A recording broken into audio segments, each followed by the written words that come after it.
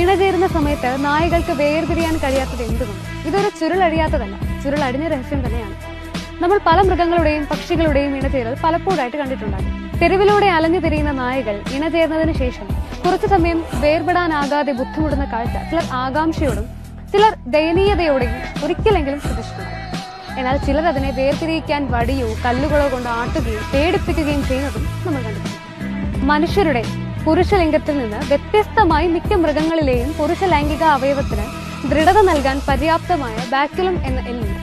ഈ ബാക്യുലം എല്ല് കൂടാതെ നായകളിൽ ലൈംഗിക അവയവത്തിന്റെ ശരീരത്തോട് ചേർന്ന ഭാഗത്ത് ബൾബസ് ഗ്ലാൻഡിസ് എന്നൊരു ഗ്രന്ഥിയുമുണ്ട്.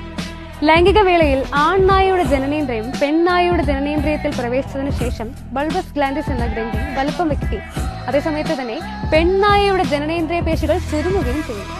ഈ ഗ്രന്ഥികൾക്കുണ്ടാകുന്ന പ്രക്രിയയാണ് ആൺനായയുടെ ജനനേന്ദ്രിയം പുറത്തെടുക്കാൻ കഴിയാതെ ആവുന്നത്. അതിനാൽ തന്നെ